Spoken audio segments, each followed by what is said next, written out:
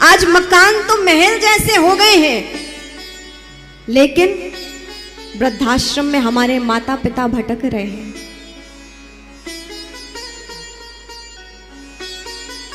उन पुत्रों को मैं कहूं जो अपने माँ बाप को वृद्धाश्रम छोड़ आते हैं, कभी ना कभी आप भी वृद्ध होंगे।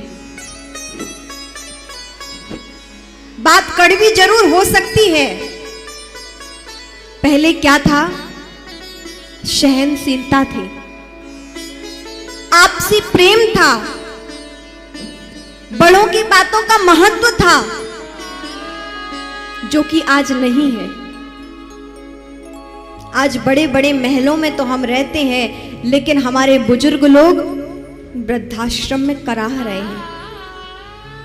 ये पीड़ा है, ये हमारी संस्कृति की बात नहीं है।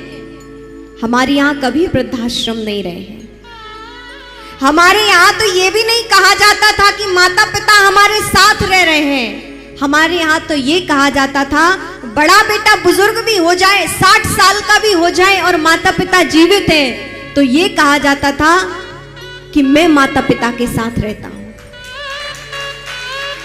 अभी मैं संयुक्त परिवार में हूं, मैं माता पिता के साथ रहता हूं।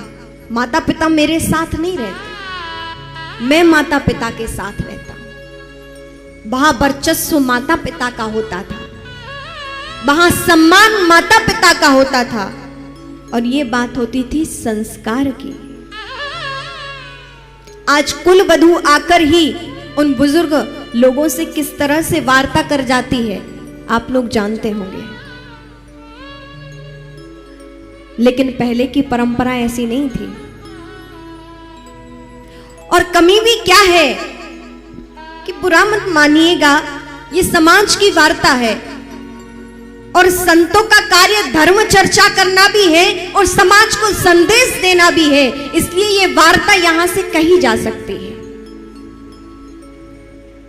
पहले अपनी पुत्रियों को जब ससुराल भेजा जाता था तो ये समझाकर भेजा जाता था कि ये घर अब तुम्हारे लिए पराया है, अब तुम कहां की हो? अपने ससुराल की हो। वहां निभाकर चलना,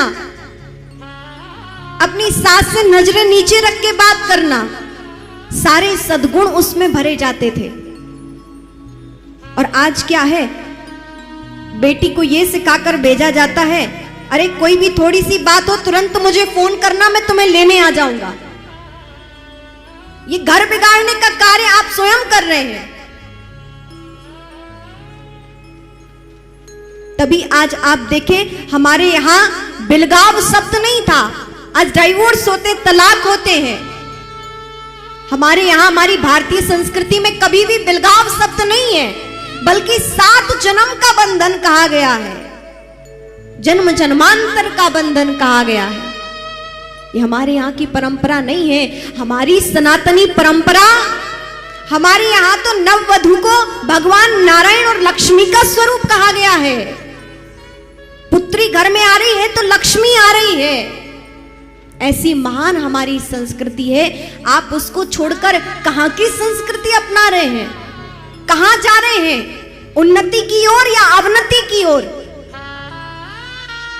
उन्नति की ओर या पतन की ओर?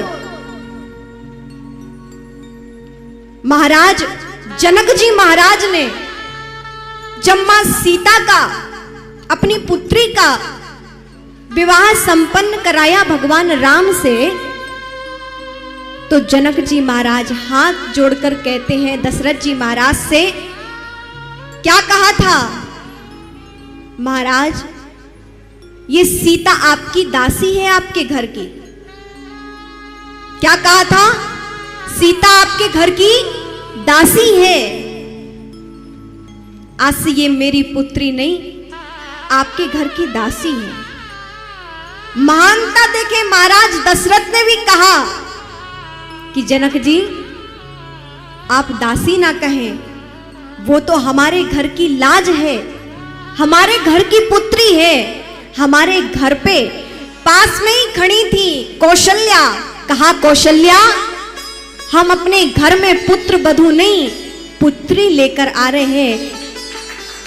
इसको अपनी पलकों पे बिठाकर रखना, इसे अपनी पलकों पर बिठाकर रखना।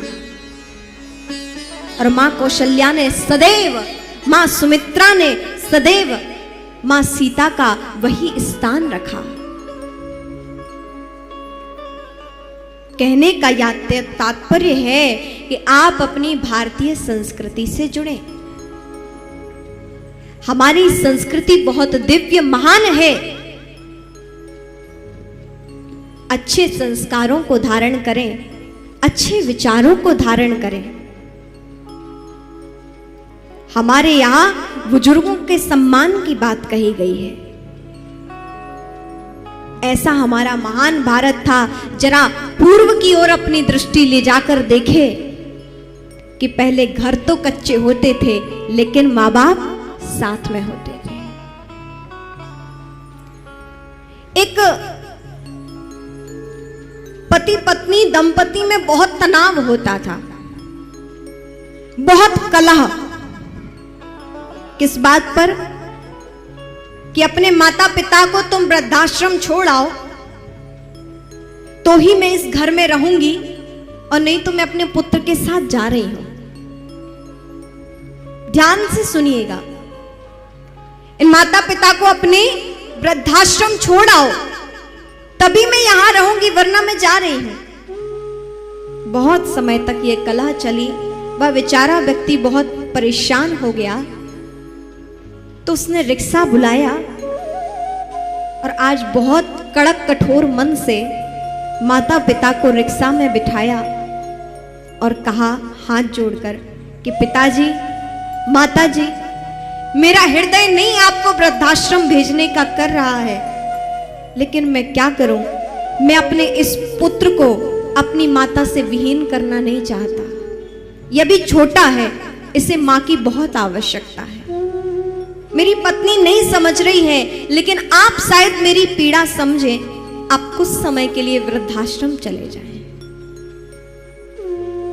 रिक्शा बुलाया, माता पिता को बिठाया और अपने माता पिता को विदा करने के लिए तत्पर होया। तो उसने सोचा कि शायद ओढ़ने के लिए कुछ ना सही एक आध कम्बल रख दे माता पिता की व्यवस्था के लिए। तो एक कम्बल अपने माता पिता को देना चाहा, तो पत्नी ने वो भी मना कर दिया कि अरे वहां सब मिलता है, रहने दो, ये घर का कम्बल है, रखो अंदर, ये नहीं देना है। छोटा सा वो जो बालक था वो दौड़कर अंदर जाके कैंची ले आया और कहा, पापा आप एक ओर से पकड़े, मां एक ओर से आप कम्बल पकड़े, मैं इसे काटना चाहता हूं। समझ नहीं पाए कि छोटा बालक क्या कर रहा है। और बालक की सभी बात माता पिता मानते तो ये भी मान ली कि चलो कोई बात नहीं। और बीच में से उस बालक ने कम्बल को काटा और आधा टुकड़ा अपने दादा दादी को दे दिया और आधा अपने पास रख लिया।